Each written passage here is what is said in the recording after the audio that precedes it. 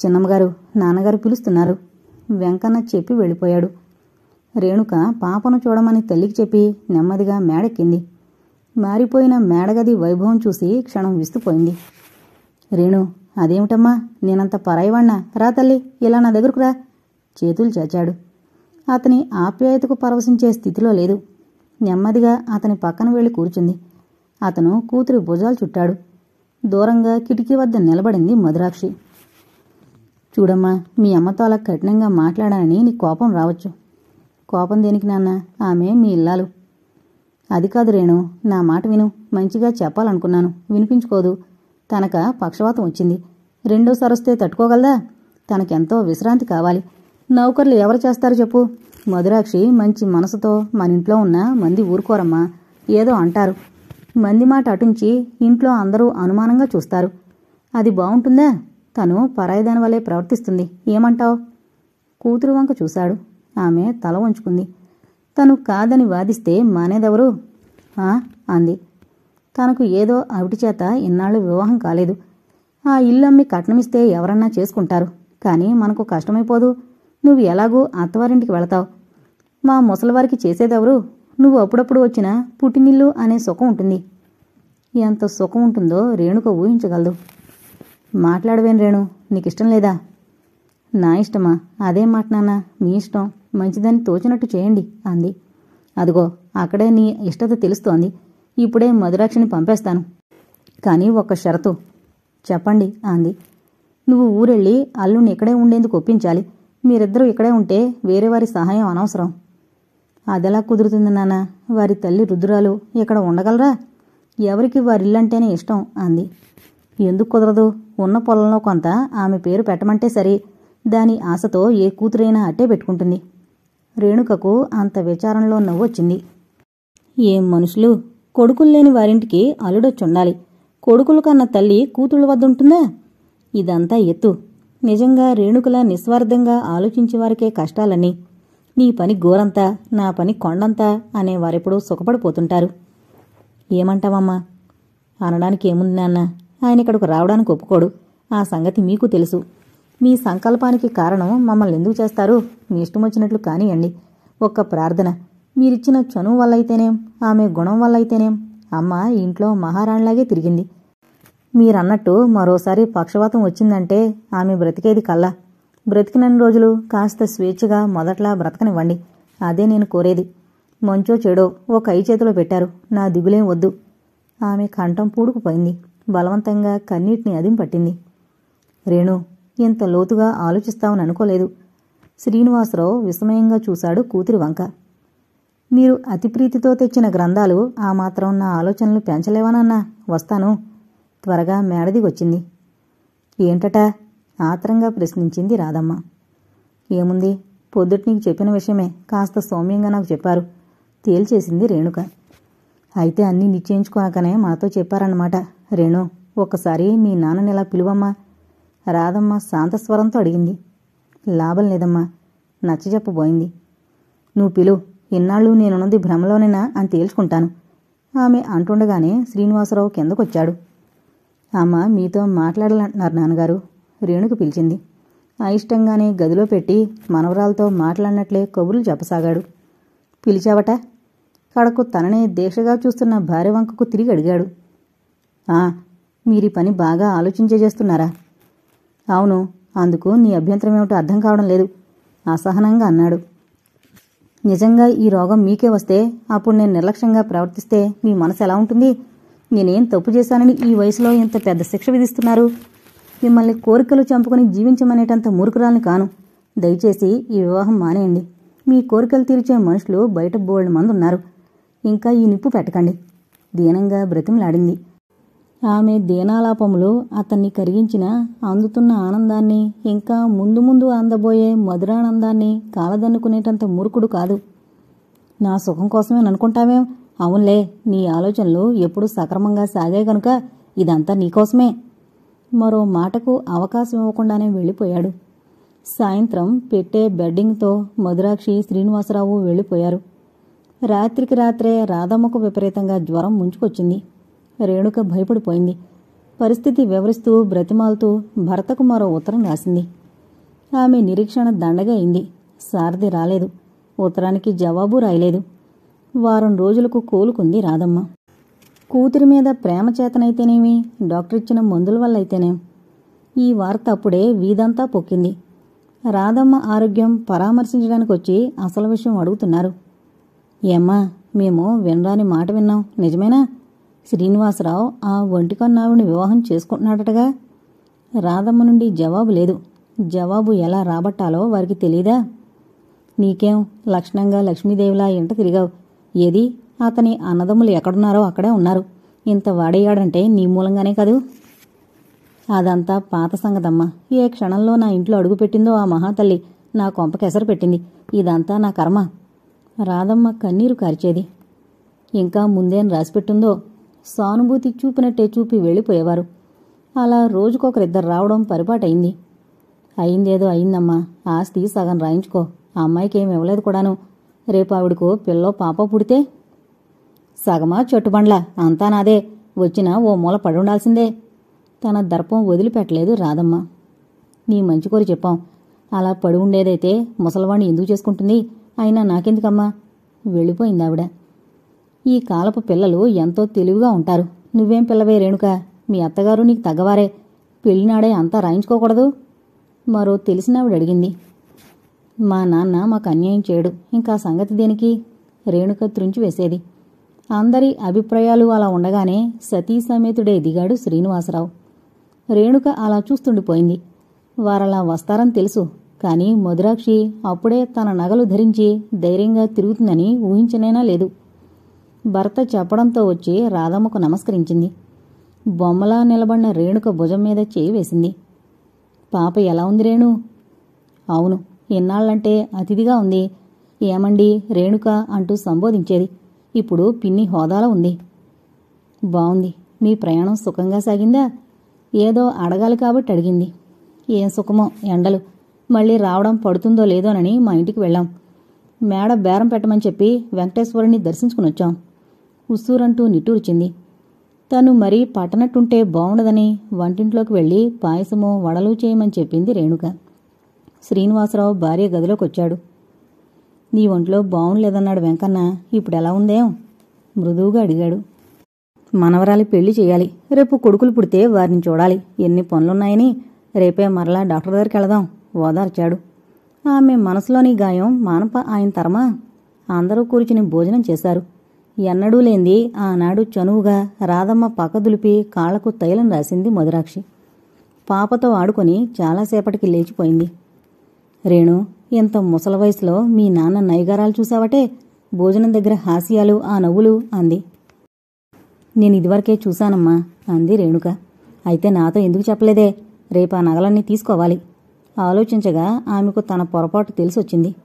నిజంగా నా అంత మూర్ఖులెవరూ లేరు రేణు. అన్నీ నా చేతులతోనే వారికిచ్చాను. ఆ రోజు ఆవిడ దొంగల కథ కూడా చెప్పిందాయే. ఇప్పుడు అనుకుని ఏం లాభం?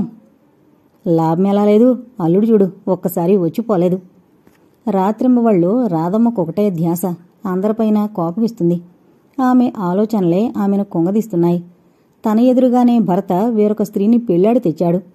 అమ్మలక్కల మాటలు కూడా వింతగా ఉన్నాయి. ఆనాడు తనకు ఉపదేశించిన వారే మధురాక్షికి ఉపదేశిస్తున్నారు. ఏదో ముసలాన్ని కట్టుకున్నాం, నీ జాగ్రత్తలో ఉండు. ఆ రాధమ్మ ఉద్దండ పిండం. అవును, ఒక్కరికి వేసమెత్తు చందనిస్తుందా పాపం? ఇంకా ఎంతకాలమో ముందు.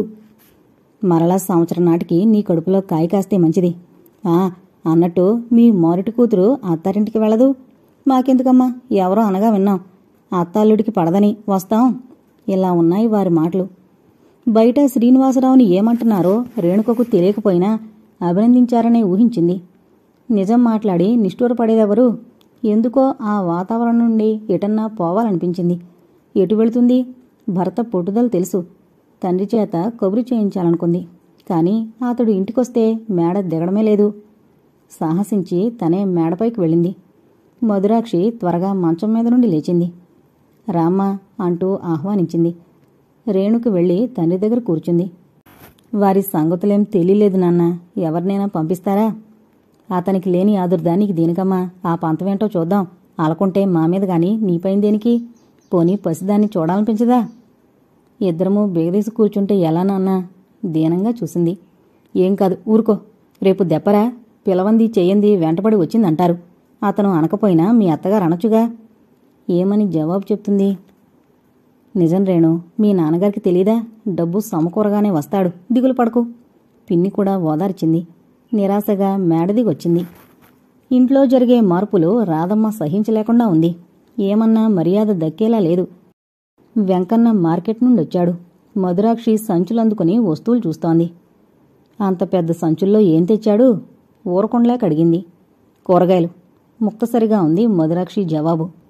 అవి కనిపిస్తున్నాయి. పెళ్ళా పేరంటమా అన్నెందుకని అడుగుతున్నాను. తినడానికి ఇంట్లో ఉన్న ముగ్గురికి 3 రకాల వంటకాలు నాకు చేయరావు. అలా అయితే కొంప గుండమైపోతుంది. పోనివ్వు, మీకేం భయం? ముందు తిప్పలు నాకేగా. ఇలా అందని శ్రీనివాసరావుతో చెప్పేవారు. నలుగురి ఎదుట మాత్రం రాధమ్మ కళ్ళు తుడిచినట్టే చేసేవాడు.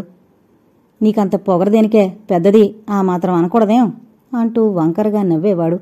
ఆవిడ గుణుక్కుంటూ వెళ్ళిపోయేది. తోటి కోడళ్ల రాక, బంధువుల రాక అధికమైంది. వారికి సకల మర్యాదలు చేసే భారం మధురాక్షి నెత్తిన వేసుకుంది.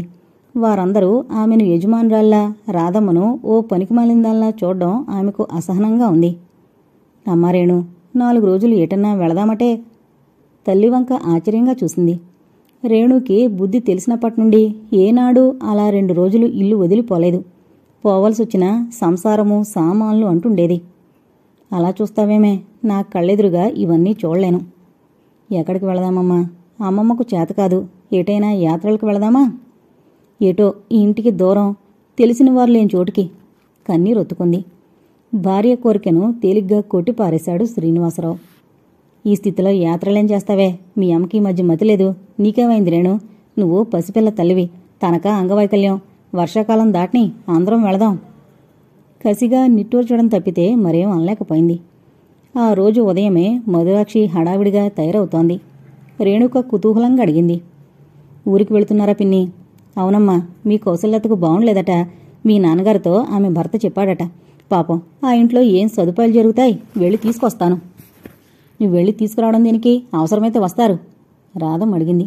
నీకేం అలాగే అంటావు? ఆడబిడ్డ ఆ మాత్రం చేయకూడదా అని భర్త వెంట వెళ్ళిపోయింది. ఆవిడ తాపత్రయం ఆవిడదమ్మా. నీకు నోటి పొదినే ఎక్కువగాని ఆలోచన లేదు.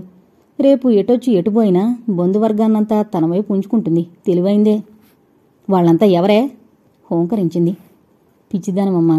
పెదనాన్నగారికి నాన్నకు వెనక జరిగిన పోట్లాడ తర్వాత మాటలు కూడా లేవు. ఇప్పుడు పిన్ని పుణ్యమా అని ఇరువురు స్నేహితుల్లా అయ్యారు. ఉద్దేశం మంచిదైతే మంచిదే, కాని పిన్ని ఎత్తులు ఇవన్నీ అంది. మనసు అల్లకల్లోలంగా ఉంది. క్షేమము తెలపమని మరో ఉత్తరం రాసింది భర్తకు. 3 రోజులకు కౌసల్యను వెంటబెట్టుకునొచ్చింది పిన్ని. పిల్లలెవరూ రాలేదు. రేణుక ఆప్యాయంగా వెళ్లి అత్త చేతులు పట్టుకుంది. బావున్నావత్తయ్యా? ఆమె కళ్ళు నీళ్లతో నిండాయి ఎందుకో. కౌసల్య కూడా మేనకోడల్ని అక్కును చేర్చుకుంది. నువ్విలా చిక్కిపోయావేమే? ప్రసవించిన వారు గెడ్డల్లా ఉంటారు. నీకలా కనిపిస్తున్నాను. సరళ రాలేదేమిటి? కౌసల్య మరిచిపోయిన విషయాలు సరళ అనగానే ఆమె స్మృతిపదంలో సజీవంగా లేచి కూర్చున్నాయి. రేణుకను వదిలింది. నేనంటే అన్నయ్య మధురాక్షి బలవంతం చేస్తూ వచ్చాను. మీ అమ్మ చేసిన అవమానానికి మరెవరైనా వస్తారా? సరళకు నగలు నాణ్యాలు లేకపోవచ్చుగాని ఆత్మాభిమానం ఉందే, అది నన్ను వద్దనంది. కౌసల్య జవాబు. అదే మాటత్తయ్య, చిన్నప్పుడేదో అనుకుంటాం, మరిచిపోతాం. అయినా నీకే గాని నాపై దానికేం కోపం ఉండదు. నవ్వుతూ తేల్చివేసింది. ఆడపడుచు తన దగ్గర కూర్చోకపోవడము, సవతి చుట్టూ తిరగడము ఇవన్నీ నచ్చలేదు రాధమ్మకి. కాని ఏమంటుంది? రోజుకో రకమైన వంట పళ్ళు తెప్పిస్తోంది. ఇవన్నీ ఎందుకే మధు? నేనేం చిన్నపిల్లనా? అదేం మాటదినా? ఆరోగ్యం ఎలా బాగుపడుతుంది? మీ ఇంట్లో అంటే 4 తినటం పడదు. మా ఇంటికొచ్చి ఏం లాభం? మా రేణుకైతే పెట్టమా? నీది నిజంగా దొడ్డబుద్దే మధు. మళ్ళా పుట్టినిల్ని గుర్తుకు తెస్తున్నావు. నిజమేనండి అమ్మగారు. చిన్నమ్మగారి చేతికి ఎముకే లేదు, కొలత లేదు. తిన్నంతా తినండే, కడుపు చీల్చి పెట్టుకోరుగా అంటుంది. వంట మనిషి మాట కలిపింది. గొప్ప పనేలే, వెళ్ళి ఆడబిడ్డగారికి పాలు పట్రా. మధురాక్షి కసిరింది. ఆమె ప్రసన్నంగా వెళ్ళిపోయింది. ఒరే వెంకన్న, వయసొస్తుందా పోతుందా? ఎండలో పని చేయకుంటేనేం, చల్లబడ్డాక పాదులు తవ్వుదువులే, పోయి కాస్త కొనుకుతీ. తోట పని చేసే వెంకన్నను మందలించేది. ఇరుగు పొరుగు కూడా లేదనకుండా అప్పు సప్పు ఇస్తూ మంచి చేసుకోవడము రేణుక చూస్తూనే ఉంది. కాలం గడుస్తూనే ఉంది. సంపూర్ణ ఆరోగ్యవతియే వెళ్లడానికి సిద్ధమైంది. పిల్లలకంటూ పిండి వంటలు చేయించింది. మేడ మీద నుండి 60 రూపాయల చీర తెచ్చి ఆడబిడ్డకు పెట్టి నమస్కరించింది. చిన్నదానివైన వదినవు అదేం పని మందలించింది. పర్వాలేదు, ఆడపడుచువు, పూజనీరాలువు, ఈ వయసులో ఇంటికొచ్చాను. ఎందరి కళ్ళు నాపై ఉంటాయో, నీలాంటి వారి ఆశీర్వాదం ఉండాలొదినా అంది. ఇదెంత నిండు మనసు అని కొనియాడింది. గదిలోకొచ్చి రేణుక బిడ్డ చేతిలో 10 రూపాయలు పెట్టింది. వస్తానే అంటూ చుబుకని నిమిరింది. అలా చూస్తామే వదినా, నా డబ్బే, దొంగతనం చేయలేదు. రాధమ్మ వంక చూసింది. నేనంటే పాపిష్టిదాని కాబట్టి దొంగతనాలు అంటగట్టాను. అన్నీ సమకూర్చే వదిన అన్న ఉండగా దొంగతనమేం కర్మ, కాలమమ్మ కాలం అంది. మనిషి తనే గొప్పవాడన్న వాదన అసత్యమని, మనల్ని ఆడించేది కాలమని ఇప్పుడైనా తెలుసుకోవదినా, సుఖపడిపోతావు అంటూ వెళ్ళిపోయింది. సవతి అలా దోచిపెట్టడం రాధమ్మకు సుతారాము ఇష్టం లేదు. భర్తతో ఏకాంతంగా మాట్లాడాలని ప్రయత్నిస్తోంది. ఆ రోజు ఎవరో బంధువులింట్లో పేరంటమని మధురాక్షి వెళ్ళింది. రేణుక చేత భర్తకు కబురు చేసింది. ఏంటే పిలిచావట? వచ్చి కూర్చున్నాడు. నేను పిలవకపోతే మీ అంతట మీరు రాకూడదా? ఎలా ఉందని అడగకూడదా? ఇప్పుడేమైంది? బంధువులు పనులు తీరికేది? మీకు బంధువులు పనులు, ఇంకా కొన్నాళ్లు పోతే కొత్త కొత్త బాధ్యతలు నెత్తిన పడతాయి. మా విషయం ఏదో ఒకటి తేల్చండి. ఇప్పుడు ఈ కాస్తైనా తీరుకుంది. మీ విషయం అంటే? అర్థం కానట్టు చూశాడు. అంతలా నటించొద్దు. రేణుదే అంతా అని దానికి అన్యాయం చేశాం. ఈవాళ రేపు ఒంటిపూట తినేవాడు తన కూతురికి 1116 కట్నం ఇస్తున్నాడు. నేనేమిచ్చాను? ఆస్తంతా దాని పేరును రాయండి అంది ఖచ్చితంగా. అంతానా? నీ మాటలకు అర్థం ఉందా? నేను కూడా ఓ నిశ్చయానికి వచ్చాను. ఉమ్మడిగా ఆస్తుంటే గొడవలే, ఎవరికీ శాంతి ఉండదు. సగం నీ పేరు రాస్తాను. తదనంతరం అమ్మాయికి అవుతుంది. ఇక నుండి సంపాదించే దాంట్లో ఎవరికీ హక్కు లేదు. వీల్లేదు. ఇక నుండి సంపాదించుకునే దాంతో ఏమన్నా చేసుకోండి. ముందున్నదంతా రేణుదే. సగం దానికి సగం నాకు రాయండి అంది ఖచ్చితంగా. నీకేం మతుందా? సగం దానికి సగం నీకు రాసి నేను చెప్పపట్టుకోనా? రేపు ఏమో ఎవరికి తెలుసు, మధురాక్షికి సంతానం కలిగితే ముసలితనంలో చేసుకుని దానికి అన్యాయం చేయనా? నువ్వెంత గోల పెట్టినా సగమే ఇస్తాను. అదెలాగో నేను చూస్తాను. ఆనాటి నుండి రాధమ్మ నిరసన వ్రతం ప్రారంభించింది. అటు ఆయన అదే పట్టుబట్టారు. ఈ ఆస్తి పాడుగాను కూలి చేసి మిమ్మల్ని పోషించుకుంటాను, ఆమెకే రాయండి. మధురాక్షి బుడిబుడి దీర్ఘాలు తీసింది. నా మూలంగా మీరిలా కావడం బావుండలేదమ్మా.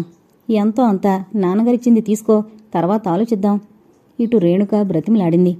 ఏ నిర్ణయానికి రాలేదు గాని తమ తమ పట్టుదలలు వదిలారు దంపతులు. ఆ వాతావరణం భరించరానిదిగా ఉంది రేణుకకు. 3 రోజుల అనంతరం శ్రీనివాసరావు పట్నం నుండి తిరిగొచ్చాడు. సరాసరి రేణు వద్దకే వచ్చాడు. అమ్మాయి, అల్లుడు కనిపించాడమ్మా, నగలిచ్చాడు. నిన్ను పాపను పంపించమన్నాడు. వారు రారని చెప్పారా నాన్న?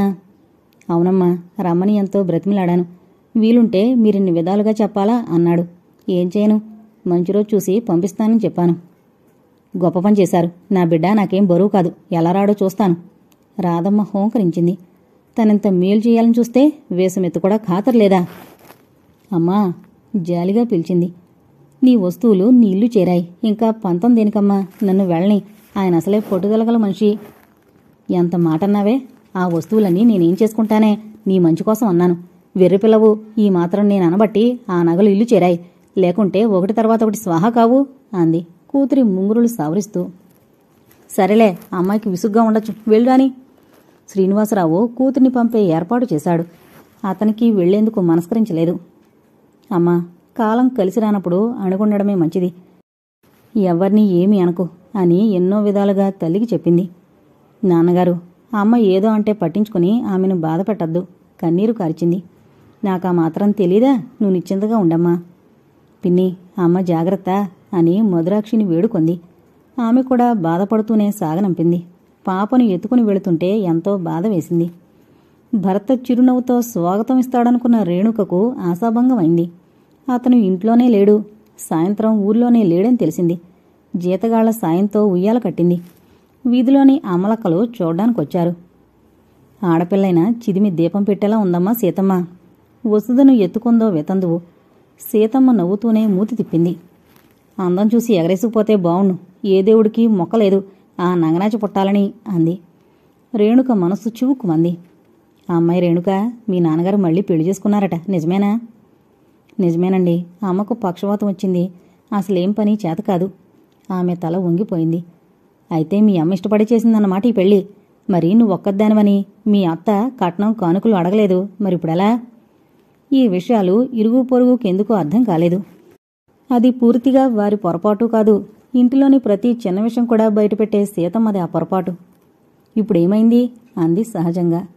దాన్నేం అడుగుతావమ్మా వదినా, మా కర్మ కొద్దీ దొరికిన కాళ్ళు. ఇల్లు సంసారం అన్న సంగతి దానికి తెలుసా? పెళ్లాలను నమ్ముకున్న కథలు విన్నాం. వెధవ బంగారం కోసం ఎన్ని మాటలన్నదని ఆ మాటలు విన్నప్పటినుంచి అబ్బాయి ఒక్కనాడైనా ఇంటిపట్నుంటేనా? ఆ డబ్బు పెట్టి నగలు తెస్తేనే గాని నిద్రపోనని పొట్టుబట్టాడాయే మా 5-6 నగలు. సగం అయ్యాడమ్మా చీదేసింది సీతమ్మ. అదేం మాట అమ్మాయి, మీ పెదనాన్న పుస్తులమ్ముకున్నా మా అమ్మ కిక్కురు మనలేదు. రెండో కంటివాడికి తెలియకుండా చేయించి కట్టింది. ఏమని చెబుతుంది? అదేం మాట్లాడదుదినా, చేసేవన్నీ చేస్తుంటుంది. సీతమ్మ రెచ్చగొట్టింది. ఇలాంటి వాతావరణంతో విసిగి విసిగి స్వాంతన చెందాలనుకుంటే మళ్లీ అదే మొదలైంది. ఆవిడ వెళ్లగానే మరొక పుణ్యస్త్రీ వచ్చింది. పాపను ఎత్తుకుని ఓ గౌనుగుడ్డ చేతిలో పెట్టింది. ఆవిడ కాస్త ఇంగితంగల స్త్రీలా ఉంది. వ్యక్తిగత విషయాలేం అడగలేదు. పొండులా ఉండేదాను, అలా కట్లే తయారయ్యో, ఆరోగ్యం జాగ్రత్త అంది. ఒక్క కూతురని వాళ్ళమ్మ తెగ తినిపించింది, అందుకే అలా అయింది. అయ్య పెళ్లిలో పనిచేసి అలిసిపోయిందిలే. ఆవిడకు ఇంకా విశేషాలు చెప్పాలనుంది. పోనిద్దు, వారి గొడవలు దేనికి? మనింటి దీపం మనం జాగ్రత్తగా చూసుకోవాలి అని ఆవిడ వెళ్ళిపోయింది. ఊర్లోనే జరిగిందటే మీ నాన్నగారి పెళ్లి. అత్తగారి కుతూహలం తీర్చాలని వివాహ విషయాలు క్లుప్తంగా చెప్పింది. ఇంట్లో దాని కులుకులు చూసి అలాగే జరుగుతుందని అనుకున్నాను. నీ పెళ్లినాడు 50,000 రొక్కమే ఉందన్నారు. అదంతా నాకేం తెలీదు అత్తయ్యా. మరేం తెలిసే? ఏమో, నువ్వు తెచ్చి నాకు పెట్టాలని లేదు. దేవుడిచ్చింది నాకుంది. మీ మేలుకోరి చెప్తున్నాను. తనకు ఉపయోగం లేని విషయాల్లో అంత ఆసక్తి దేనికో నిట్టూర్చి ఊరుకుంది. మేనకోడల్ని చూడ్డానికి ఆడపడుచులొచ్చారు. వారితో ఏమేమి గొడవలు అనుకుంది. కాని అలాంటి మాటలే ఎత్తలేదు. తల్లెత్తిన కొట్టిపారేశారు. 4 రోజులు సందడిగా గడిచిపోయింది. తమ్ముడి రాకకై ఎదురుచూసి విసుక్కుని వెళ్ళిపోయారు. మళ్లీ అత్తగారి నోట ఏం మాటలు వినాల్సొస్తుందోనని రేణుక భయపడుతూ ఉంది. వారాలకు వారాలు బయట గడిపే వ్యాపారం ఏముందో, భర్త ఎందుకలా వెళుతున్నాడో ఊహించలేకపోయింది. మనసులో ఎన్నో అనుమానాలు, సందేహాలు, సమాధానాలు లేని ప్రశ్నలు. పాపను సన్నగా పాడుతూ నిద్రపుచ్చింది. తలుపు దగ్గర నవ్విన అలికిడైంది. తన్మయత్వంతో చూస్తూ సారథి నిల్చున్నాడు. నిజంగా అతన్ని చూస్తే ఆమె హృదయం ద్రవించింది. చిక్కి నల్లబడ్డాడు. ఇదంతా తన మూలంగానే కదా అనుకోగానే కళ్ళు చెమర్చాయి. అలాగే విప్పారిత నేత్రాలతో అతన్ని చూడసాగింది. ఏంటలా చూస్తావు? మింగేస్తావా ఏంటి? నవ్వుతూ దగ్గరకొచ్చాడు. అది కాదండి, బాగా చిక్కిపోయారు అంది పాపను అందిస్తూ. బాగా బొద్దిగైంది పాప. కూతుర్ని ముద్దు పెట్టుకుని పడుకోబెట్టాడు. నెమ్మదిగా రేణుక బుగ్గలు చేత్తో రాశాడు. అతని కళ్ళు అత్యంత జాలిగా చూశాయి. రేణు, నాపై కోపమొచ్చింది కదూ? ఆ రోజు ఆవేశంలో కొట్టాను. తర్వాత చాలా సిగ్గుపడ్డాను. అతని కళ్లల్లో పశ్చాత్తాపం కనిపించింది. పర్వాలేదు, మీరు డబ్బుకి ఇబ్బంది పడతారని అలా చేశాను. అమ్మ తొందరపడుతుందని అనుకోలేదు, క్షమించండి అంది తల వంచుకుని. అది సరే, మీ నాన్నగారి హనీమూన్ ట్రిప్ ముగిసిందా లేదా? పోదురు వెక్కిరించాలని వేడుక. ఈసారి చిన్నగా నవ్వింది. బావుంది, నాకేం వేడుక? నా స్నేహితుడు బెంగళూరులో చూశాడట. అందరూ నన్ను ఏడిపించడం మొదలుపెట్టారు అన్నాడు నవ్వుతూ. నాన్నగారేమో తప్పంతా మీ మీదే నెట్టారు. అల్లుడు అండదండలుగా ఉంటాడనుకుంటే అభిమానంతో రావడమే మానేశాడని ఈ పెళ్లి చేసుకున్నారట. బాగుంది వరుస. మధ్య నేనేం చేశాను? పోనివ్వు, నువ్వింతలా చిక్కిపోయావేమిటి? తేలిక అడుగుతున్నారా? అటు అమ్మ బాధ, ఇటు ఎన్ని ఉత్తరాలు రాసినా మీరు జవాబు ఇవ్వకపోతిరి. నా పరిస్థితి ఆ భగవంతుడికే తెలుసు. పోనిద్దో, విరహం కూడా తీయనిదేలే. అనుభవం మీద తెలుసుకున్నాను. మాటలతోనే కడుపు నింపేలా ఉంది. అత్తగారి గొంతు బయట వినిపించింది. పదండి, భోజనం చేద్దురుగాని. తన తప్పు తెలుసుకుంది రేణుక. భర్తకు వడ్డించి ఆ కబురు ఈ కబురు చెబుతుంటే అసలు ఇన్నాళ్లు పడ్డ చికాకంతా మరిచిపోయింది. అతని సమక్షంలో అన్నీ మరచి హాయిగా శయనించింది. అతని లాలన చూసి నవ్వుకుంది. ఏం మనిషి, ఎదుటుంటే క్షణం విడువరు, లేనప్పుడు జ్ఞాపకమే రామా అనుకుంది. యారా అబ్బాయి, మీ మామ కలిశాడేమో, ఆస్తి సంగతి ఎత్తావా? ఆస్తా? అదెక్కడదమ్మా? అదేరా, పెళ్లినాడంటే అంతా మందేనని ఊరుకున్నాం. ఇప్పుడు మరో పెళ్లి చేసుకున్నాడు. రేపు ఆమెకు పిల్లలు పుడితే? సీతమ్మ కొడుకు అజాగ్రత్తకు విసుకుంది. పుడితే పుట్నియమ్మా, మనకేం, భగవంతుడు మనకిచ్చాడు. ఒకరి ఆస్తికై చేయి చాపుతామా ఏంటి? అయినా దానికి హక్కుదారుందిగా, తేల్చుకుంటుంది. ఆ మాత్రం తెలివుంటే ఈ ఏడుపు దేనికి అంది. రేణుక హృదయం భర్త పట్ల కృతజ్ఞతతో నిండిపోయింది. గదిలోకి రాగానే అతని మెడకు 2 చేతులు పూలమాలగా వేసి అతని ఎదపై తల వాల్చింది. నిజంగా మీది ఎంత మంచి హృదయమండి, నాకెంత భయం వేసిందో. మీరు కూడా సాధిస్తే నేనేం కావాలి అంది. అతడు నెమ్మదిగా ఆమె జుట్టులోనికి వేళ్లు పోనిచ్చి దువ్వుతూ నవ్వాడు. మృదువుగా ఆమె నుదురు చుంబించాడు. నువ్వింత మార్దవంగా మౌనంగా ఉంటావని అందరూ అంటారు. వీధిలో నిల్చుని పోట్లాడమని అనను, కానీ అనవసర విషయాల్లో జోక్యం చేసుకుంటే వెంటనే జవాబు చెప్పాలి అన్నాడు. అలా చెప్తే గయ్యాళదనరు, మీ అమ్మాయి అంటుందని ఎలా చెప్పగలదు? కొందరికి అలవాటు, ఇంట్లో ఏం జరిగినా భర్తలు వస్తూనే తలుపులు చేరవేసి భర్తల చెవులు కొరకడం. రేణుక అలాంటి వాటిని యావగించుకుంటుంది. మౌనంగా భర్త సలహా వింది. రోజులు దొర్లుతున్నాయి, కానీ సారథి ప్రవర్తనలో మార్పు లేదు. ఊర్లో నుండి వెళితే వారం రోజుల వరకు రాడు.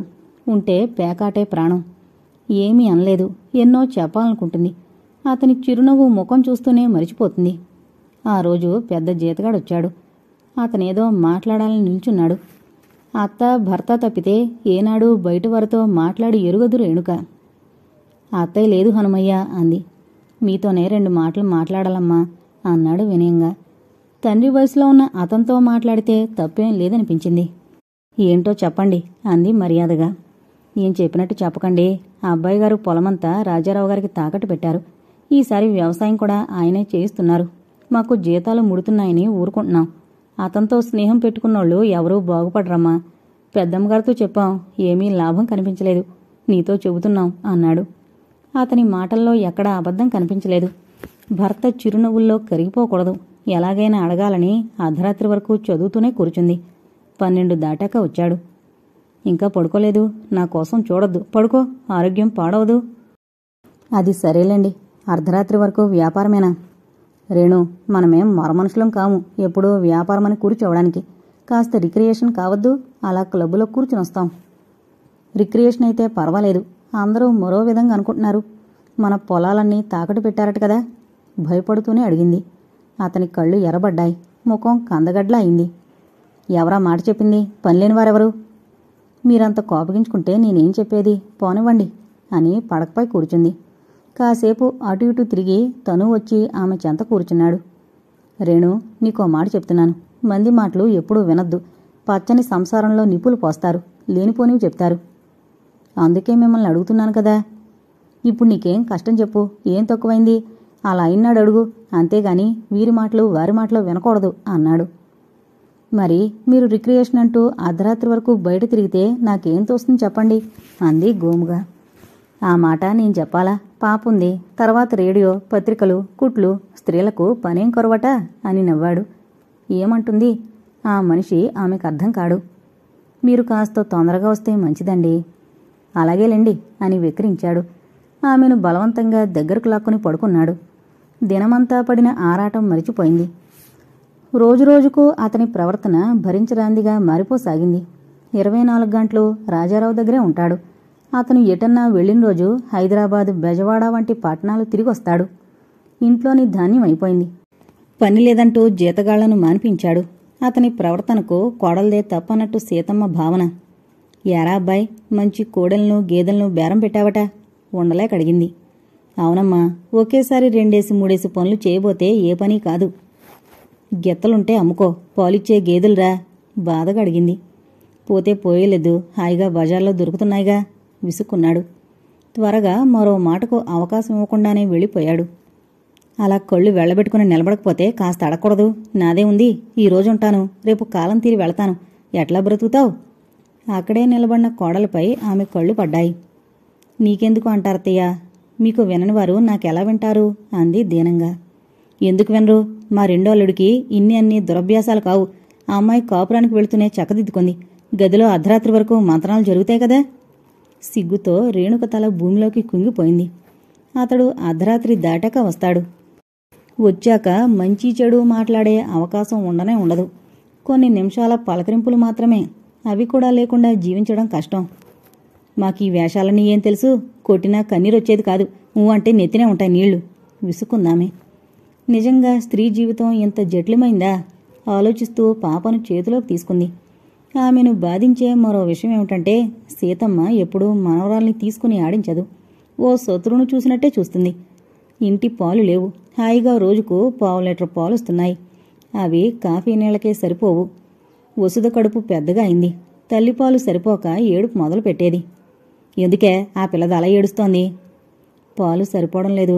పై పాలు పోస్తే మాంతుందేమో అంది ఎత్తుకుని ఆడిస్తూ. వదరుస్తుంది లేదు. మగపిల్లాడైతే ఏ తిప్పలైనా పడచ్చు. గంజిగాసిపోయి నిరసనగా పలికింది. పెళ్లిలో అంత ప్రేమ కురిపించిన అత్తగారేనా? సంతానంలో కూడా భేదమా? మగపిల్లాడైతే పెంచాలా? మగవాడిదేం తప్పు? స్త్రీయే స్త్రీ జన్మను నిరసిస్తున్నప్పుడు చేతిలో ఉన్న డబ్బు పెట్టి పాల డబ్బా తెప్పిస్తే అత్తగారితో ఏం గొడవో. పుట్టింటికి వెళ్ళిపోదామా అన్న ఆలోచన వచ్చింది.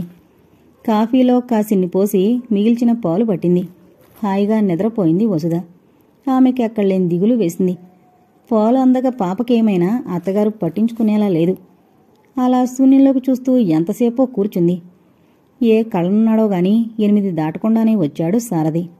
భావహీనంగా ముఖం పెట్టి కూర్చున్న భార్యను చూసి చకితుడయ్యాడు. నెమ్మదిగా వచ్చి ఆమె పక్కనే కూర్చున్నాడు. ఏంట్రేణు అంత తీవ్రంగా ఆలోచిస్తున్నావు? చెబితే లాభమేమిటి అంది ధైర్యం చేసి. చాలేవై పరిహాసాలు. అసలు సంగతి ఏమిటి? నా బ్రతికే పరిహాసంలా ఉంది. మీరింట్లో ఉన్న మనుషుల్ని మరిచిపోతేలా? మరిచిపోయానని నీకేం తెలుసు? మీ పేర్లు చెక్కించిన పలకొకటి మెళ్ళ వేసుకుంటాను. అప్పుడు జ్ఞాపకం ఉన్నట్టు లెక్క అన్నాడు. అదొక్కటే చేయండి. మీరిలా వచ్చి అలా వెళ్ళిపోతారు. పాపను గమనిస్తున్నారా? రోజురోజుకు చిక్కిపోతోంది. నేనింట్లో కూర్చుంటే లావవుతుందా? ఈసారి అతని కంఠం తీవ్రంగా ఉంది. లావవుతుందని అన్నానా? పాలు లేక అలా అవుతుంది. ఆడపిల్లని అత్తయ్యకు నిరసన. మీ ఆట మీకు కావాలి. ఆమె కళ్లల్లో నీళ్లు తిరిగాయి. పాలు తాగించు. ఈసారి కాస్త మెత్తబడ్డాడు. అదెలా? ఎలా తాగించేది? ఇంట్లో పాలు లేవు. డబ్బా తెప్పించాలంటే ఎవరితో తెప్పించాలో తెలియడం లేదు. నిజంగా నాలాంటి అసమర్థులకు బిడ్డల్ని ఎందుకిస్తాడో దేవుడు. కావాలని వ్రతాలు చేసేవారికివ్వడు. బావుంది. అతను నవ్వాడు. నువ్వు అసమర్థురాలవని ఎవరన్నారు? ఒకరు అనాలేమిటి? తెలియడం లేదా? అటు అమ్మ మీద అలక సాగించి కావలసినవి తెచ్చుకోలేను. ఇటు మిమ్మల్ని కొంగు కట్టుకుని కావలసిన పని చేయించుకోలేను. అసమర్థురాలు కానా? చురుగ్గా చూసింది. భార్య ఎప్పుడూ అలా చూడ్డం ఎరుగని సారథి కొంచెం చలించాడు. వెంటనే తన చేతిని ఆమె కొంగుకు చుట్టాడు. ముడివేశాను. ఎక్కడికి తిప్పుతావో తిప్పు నవ్వాడు. నేను నిజంగా అడుగుతున్నాను. మీరు నవ్వులాటగా తీసుకోవద్దు. మేమంటే మీకు ప్రేముందా? ఉంటే పాప విషయంలో అంత నిర్లక్ష్యంగా ఉండరు. ప్రేమను కొలవడానికి యంత్రం ఉందేమిటి? పిచ్చిదానా, లేనిపోని ఊహించుకో. లేనిపోనివి నేనేం ఊహించలేదు. మీ అక్కయ్యలు పాపం చూడ్డానికొచ్చి ఆలనా పాలనా లేక ఒంటరిగా నిద్రకు దూరమై దొర్లే నన్ను చూసి జాలి చెందారు. మీకు తెలీదు సానుభూతిని భరించడం ఎంత కష్టమో. సగం ఈడు దాటిన భార్యాభర్తలు ఉత్సాహంగా ఉల్లాసంగా తిరుగుతుంటే నాపై నాకే జాలి కలిగింది. ఎందుకంటారు? నాకేం తక్కువైందంటారు? నిలదీసినట్టే అడిగింది. ఈరోజు నువ్వు నాతో పోట్లాడుకు సిద్ధమై కూర్చున్నావన్నమాట. అవును, అలాగే అర్థం చేసుకోండి. మీ కత్తికి 2 వైపులా పొదినేగా. నేనే మిమ్మల్ని బయటకు తరుముతున్నానని మీ అమ్మగారు అనుకుంటారు. నిజంగా లోపం ఎక్కడో నా జాతకంలోనే ఉంది. గది విడిచి వెళ్ళిపోయింది. అరగంట తర్వాత తిరిగొచ్చింది. అతను చాలా వరకు రాత్రుళ్ళు రావడం లేదు. అత్తాకోడలు ఉదయం వండిందే ఉంది తినాలనుకున్నారు. సారథి రావడంతో వెళ్లి వేడిగా గుప్పెడు బియ్యం పొంగించింది. రండి భోజనం చేదురుగాని రేణుక పిలిచింది. ఆమె వెనకాలే వెళ్లి కూర్చున్నాడు. వడ్డించింది. ఇదేం కూర? నూనె లేదు. ముఖం చిట్లించాడు. ఇప్పుడు అడిగితే అంతకంటే మంచిది ఎలా వస్తుంది? ఇంట్లోకి ఏం కావాలో అడిగారా? వద్దు అనుకుంటూనే అడిగింది. అమ్మ భోజనం చేసిందా? మాట మార్చాలని అడిగాడు. వచ్చి చేస్తారు. రామాలయం వద్ద పురాణ కాలక్షేపం ఉందంటే వెళ్లారు అంది. మౌనంగా భోజనం ముగించి లేచాడు. అతను గదిలోకి వెళ్ళిపోగానే అత్తగారి కోసం చూస్తూ గుమ్మంలో నిలబడింది రేణుక. ఓ వ్యక్తి హడావిడిగా వచ్చాడు. రేణుకను చూసి అక్కడే ఆగిపోయాడు. సారథిగారున్నారా? ఉన్నారు. ముఖం చిట్లించింది. రాజారావు గారు ఉన్నపళంగా పిలుచుకురమ్మన్నారు. వెళ్ళి నిద్రపోతున్నారని చెప్పు అంది అటు ఇటు చూస్తూ. రాజారావు పేరు చెప్పండి, లేస్తారు. ఏం లేవరు, అలసిపోయారు. విధిలేక అతను వెళ్ళిపోయాడు. ఎవరు రేణు? సారథి ప్రశ్నించాడు లోపల నుండి. ఎవరూ లేరు. నేనే అత్తయ్య వస్తుందా అని అడిగాను. అబద్ధం ఆడింది. అత్తగారొచ్చాక భోజనం చేసి నిద్రపోయింది.